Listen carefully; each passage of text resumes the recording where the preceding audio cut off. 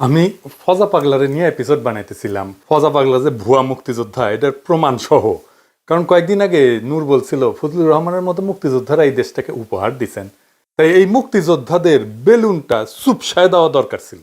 এছাড়াও লতিফ সিদ্দিকীদের দেয়া ৭১ মঞ্চের মাধ্যমে আওয়ামী বয়ান ফেরি করার চেষ্টা করেছে, মানে সিপা চাপি যা পাবে তাই দিয়া ঢুকবে আওয়ামী লীগ। আর আজকে হঠাৎ করিয়া নূরকে মারাত্মকভাবে আহত করলো সেনাবাহিনী। হ্যাঁ, সেনাবাহিনী, পুলিশ কিছু দেখা গেছে, কিন্তু পুলিশের তরফ থেকে কোনো নির্দেশনা যায়নি, গেছে সেনাবাহিনীর তরফ থেকে। যদিও ফজা পাগলারে নিয়ে কিছু করি নাই, কিন্তু এই সমস্ত ঘটনা কিন্তু একই সুতায় বাঁধা। আমি দেখাই দেবো একে একে। আগে দেখি এই হামলায় সেনাবাহিনীর কে কে ছিল। আজকের হামলা হয়েছে লেফটেন্যান্ট কর্নেল রকিব, অধিনায়ক 18 ইস্ট বেঙ্গল, বর্তমানে জেলে থাকা আওয়ামী জেনারেল সালাউদ্দিন মিয়াজির ব্যক্তিগত স্টাফ ছিল, এবং এর সাথে ছিল লেফটেন্যান্ট কর্নেল আফজালুর রহমান। এই দুইজনের সরাসরি নেতৃত্বে এই হামলাটা হয়েছে। আর হামলার মূল হোতা, মানে যার কাছ থেকে পারমিশন এসেছে, সে হচ্ছে 9ম পদাতিক ডিভিশনের জিওসি মেজর জেনারেল আসাদ আর এক আওয়ামী লেসপেন্সার। তার আদেশেই রকিব আর আফজাল হামলাটা করছে। গণ অধিকারের অফিসের ভিতরে ঢুকে আসবাবপত্র ভাঙচুরের পাশাপাশি টয়লেট ভেঙেও নেতাকর্মীদের উপরে হামলা করছে সেনাবাহিনী। নূরকে আইসিইউ নেওয়া হয়েছে। আমি ব্যক্তিগতভাবে খোঁজ নিছি, আঘাত গুরুতর, তবে খারাপ কিছু ঘটবে বলে ডাক্তারদের আশঙ্কা নাই।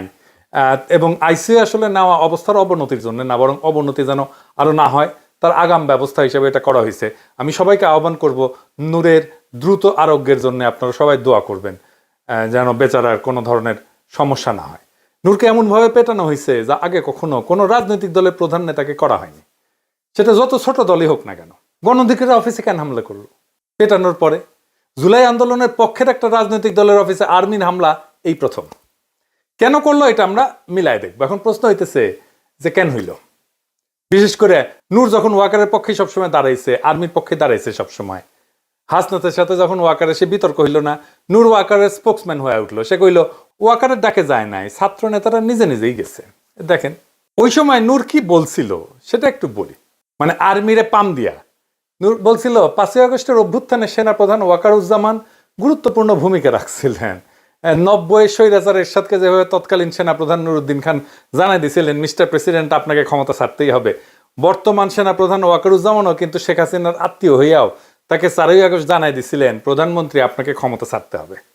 আর সেনাবাহিনীকে টার্গেট করে এই ধরনের বক্তব্য আসাটা আমি সম্পূর্ণভাবে উদ্দেশ্যমূলক এবং অভিসন্ধিমূলক বলে মনে করি। এই গণ অভ্যুত্থানে সেনাবাহিনীর বড় একটা ভূমিকা ছিল, যা ভুলে গেলে চলবে না। সেনাবাহিনীর দিছে ওরে শান্টিং, এখনো এটা শান্টিং ভুলে গেলে এখন হয়। আর ভিডিও দেখি, শুনেন। সেনাবাহিনী এই ছাত্র জনতার গণ অভ্যুত্থানের শুরু থেকেই আমাদের সাথে ছিল এবং তাদের ছাত্র জনতার পাশে এসে দাঁড়ানোর ফলেই এই আন্দোলন চূড়ান্ত রূপ পেয়েছে। এবং দেশপ্রেমিক সামরিক বাহিনীকে সেজন্য আমরা ধন্যবাদ জানাই। আমরা যে একটা নতুন রাষ্ট্র, নতুন রাজনৈতিক ব্যবস্থা গড়ে তুলতে চাই, সেখানে সামরিক বাহিনী, প্রশাসন, ছাত্র জনতা সকলের অংশগ্রহণ প্রয়োজন। সেখানে সামরিক বাহিনী কিংবা প্রশাসনের মধ্যে এই ধরনের বিশৃঙ্খলা তৈরি করে উস্কানি দিয়ে এটা করা সম্ভব নয়। যারা এগুলো করছে এর পেছনে কারণগুলো খতিয়ে দেখা দরকার। এমনকি এই ম্যার খাওয়ার আগে, এই কিছুক্ষণ আগে, ম্যার খাওয়ার কিছুক্ষণ আগে নূর কি বলছিল সেটা দেখি। আমাদের ভিডিও বানায় রাজনীতি খাইয়ে দেবে, এত আম্মকের দল তারা ভিডিও বানায় আমাদের রাজনীতি খাইয়ে দেবে। আমাদের রাজনীতি এত সস্তা? হ্যাঁ, মির্জা ফখরুল সাহেবকে বানায় ভারতের দালাল, আমির খসরু মাহমুদ চৌধুরীকে বানায় ভারতের দালাল, রুমিন ফারানাকে নিয়ে ভিডিও বানায়, সালাউদ্দিন সাহেবকে নিয়ে ভিডিও বানায়, জামাতের নায়েব আমির তাহের সাহেবকে নিয়ে ভিডিও বানায়, আমাদেরকে নিয়ে বানায়। তাহলে এই দেশে আর রইলটাকে বাকি? তাহলে তাদের রাজনৈতিক এজেন্ডাটা কি? এই দুষ্ট লোকগুলো সূক্ষ্মভাবে মানুষকে বিভ্রান্ত করছে, মানুষের ব্রেন ওয়াশ করার চেষ্টা করছে। তারা অলিয়া উলিয়া দেখবেন মাঝে মাঝে ইসলামী লাইনে দু একটা কথা বলে, দু একজন হুজুর মাদ্রাসার ছাত্রদের পক্ষে ফেসবুকে স্ট্যাটাস দেয় তাদের ফেসবুক রিচটা, ভিউটা ঠিক রাখার জন্য। তারপরে ওই ভিডিও বানিয়ে সেদিন নাকি শুনেছি ওয়ালটনের কাছে পাঠিয়েছে। এই যে নতুন আরেকটা টাউট দোকান খুলেছে বাংলা এডিশন নামে, সে চালায় নিউ ইয়র্কে উবার, সে এখানে 1.5 কোটি টাকা খরচ করে আপনার লা মেরিডিয়ান হোটেল, লা মেরিডিয়ান 5 স্টারে বাংলা এডিশন নামে ধান্দাবাজির নতুন দোকান খুলেছে। জাতীয় পার্টিকে কিন্তু এখন পর্যন্ত নিষিদ্ধ করা ওইভাবে যায় নাই। কিছুক্ষণ আগে বন্দুকলা গাড়ি দেখেছেন না, এখান থেকে টহল দিয়ে গেছে, তারা ভেবেছে আপনারা যদি জাতীয় পার্টির কার্যালয়ের দিকে যাত্রা শুরু করেন সেই জন্য বন্দুকওয়ালারা একটা টহল দিয়ে গেছে, তাহলে জাতীয় পার্টিকে বন্দুক দিয়ে পাহারা দেওয়া হচ্ছে। জিএম কাদেরের বাসা উত্তরা, এত জায়গায় মব হইল, ওইখানে তো কোনো মব হইল না। তো এই যে তারা মবের পালোয়ান, যারা মব বিভিন্ন জায়গায় ফাটাইলেন, ওইখানে কেন ফাটাইলেন না? আবার সিলেক্টিভ মব করছেন, ফায়দা নেওয়ার জন্য, ধান্দা নেওয়ার জন্য অনেক জায়গায় মব করা হচ্ছে। প্রকৃত অর্থে গতকালকে এই রিপোর্টার্স ইউনিটিতে কার্যত এই সমস্ত বিভিন্ন ব্যানারের মাধ্যমে আওয়ামী লীগকে ফেরানোর কিংবা আওয়ামী লীগকে প্রাসঙ্গিক করার যে একটা প্রক্রিয়া চলছে, সেইখানে বাধা দিয়েছেন যৌক্তিক। দেখেছেন তো, মানে ও মব নিয়ে কথা বলতেছে। নূরের পলিটিক্যাল স্ট্যান্ড ছিল pro Waker, pro army, pro মুক্তিযুদ্ধ।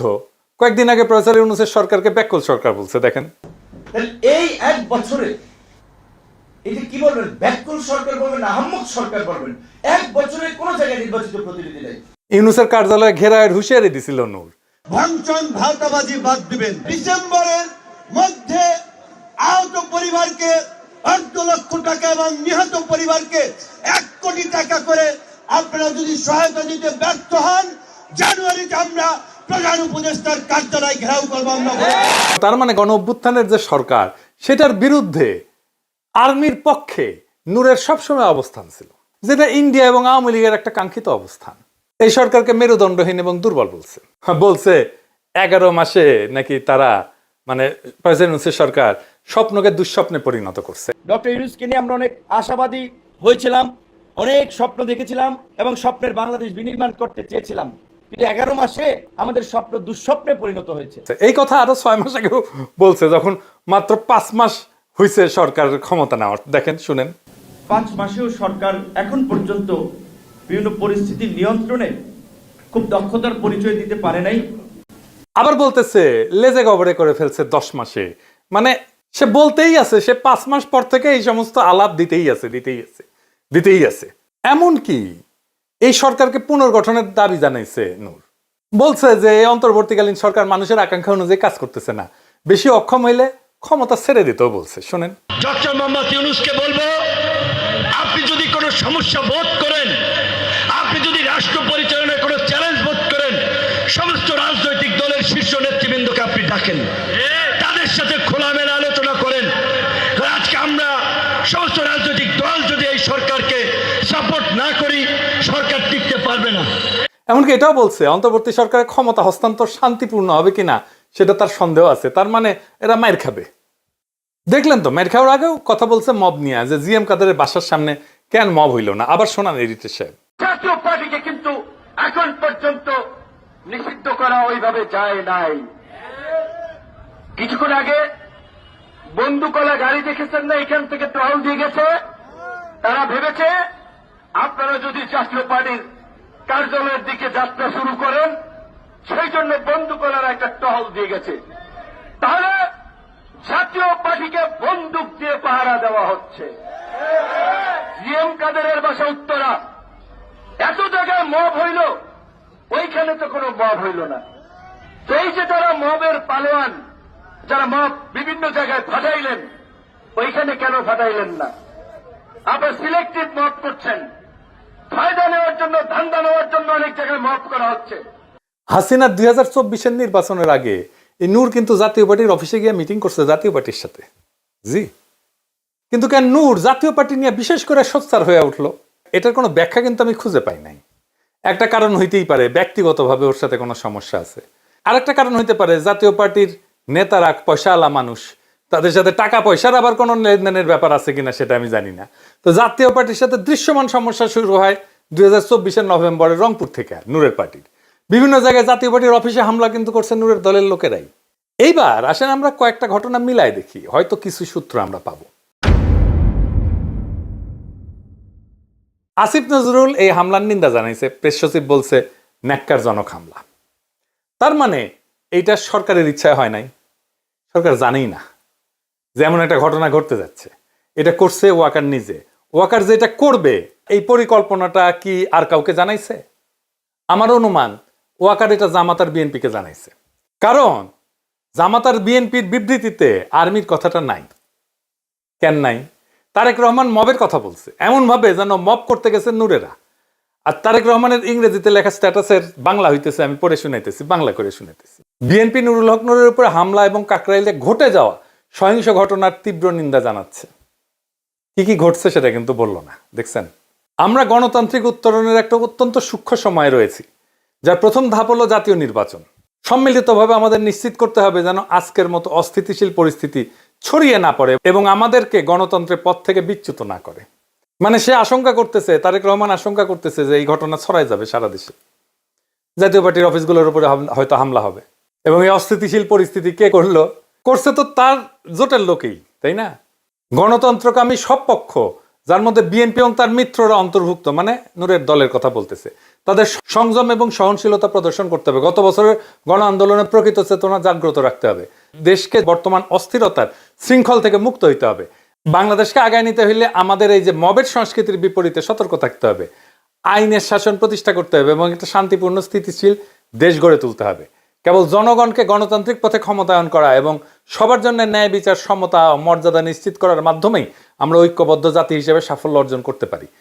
আমি নূরের দ্রুত সুস্থতা কামনা করছি এবং সরকারের প্রতি আহ্বান জানাচ্ছি যেন ঘটনাটির আইনানুগ তদন্ত পরিচালনা করা হয়। আর্মির কথা আছে নাই, এর মানে কি? মানে মার খাইছো, ফাঁসি খেয়ে থাকো। জামাতও তাই, বলে নাই কে মারছে। দেখেন, অত্যন্ত দুঃখজনক হইলে সত্য যে আর্মির ভূমিকা ইচ্ছা করে এড়ায় যাওয়া হয়েছে। ভাসুর হয়তো আর্মি, তাই তার নাম মুখে আনে নাই। তবে জুলাইয়ের তারুণ্য এই বিপদটাকে সঠিকভাবে উপলব্ধি করতে পারছে। এই ইস্যুতে একযোগে কথা বলছে। ওয়াকার আসলে আজকে টেস্ট করছে আমাদের হ্যাডম কতটুকু। সে রিফাইন্ড আওয়ামী লীগ আনতে যদি না পারে, তাহলে জাপাকে দিয়েই সে তার কাজটা করবে। ঢাকা বিশ্ববিদ্যালয়ের ছাত্ররা এনসিপি তাৎক্ষণিক মিছিল বের করছে, রাজপথে আসছে, তাদেরকে অভিনন্দন জানাই। খুবই গুরুত্বপূর্ণ রাজনৈতিক কাজ তারা করছে। এবার দেখেন, একটা খুব ইন্টারেস্টিং জিনিস দেখাই। এইখানে বুঝে যাবেন যে কারা এর পিছনে। পন্দের আলোর নিউজ, খুব ইন্টারেস্টিং। ঘটনা ঘটছে সন্ধ্যায়। গণ অধিকার পরিষদের নেতা নুরুল হক নূরকে গুরুতর আহত করা হয়েছে। ভিডিও ছড়ায় পড়ছে সোশ্যাল মিডিয়ায়।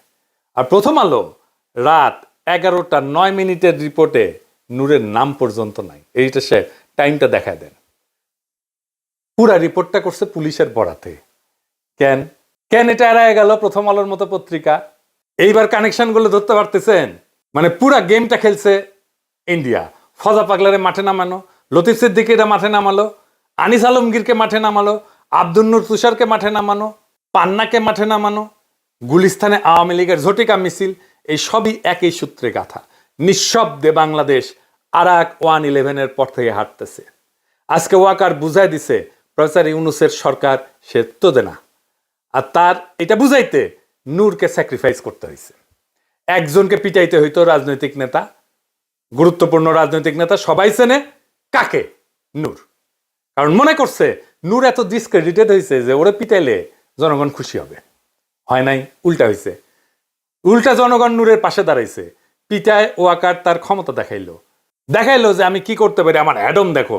ইন্ডিয়ার বড় সাও আওয়ামী লীগকে নিষিদ্ধ করছো, ছোট সাও জাতীয় পার্টিরে কিছু বলবা না। কিন্তু বুঝতে পারে নাই এই আর্মিকে ব্যারাকে ফেরানোর দাবি উঠবে। প্রফেসর ইউনূসের উচিত দ্রুত আর্মিকে প্রত্যাহার করা, মাঠ থেকে সিভিল প্রশাসন দিয়ে আইন শৃঙ্খলা রক্ষা করা। যেখানে আর্মি যাচ্ছে সেখানে ঝামেলা করতেছে। এই জাতীয় পার্টির অপরাধ আর হাসানুল হক নূর অপরাধের মধ্যে কোনো তফাৎ আছে? নাই তো।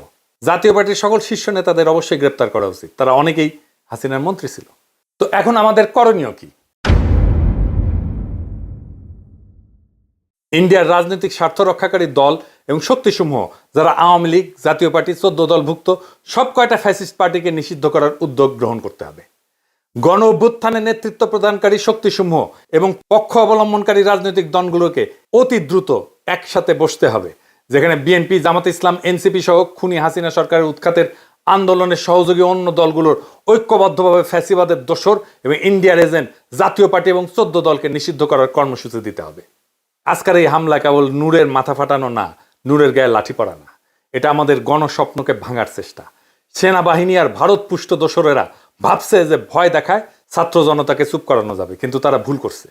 বাংলাদেশের মানুষ ভয় পায় না, ভয় করা ভুলে গেছে। ভয় পাওয়াইছে হাসিনা অনেক দিন, সেই ভয় ভেঙেই হাসিনাকে সে তাড়াইছে। জনগণ পিছু হটবে না, ইতিহাস কাউকে মাফ করে না।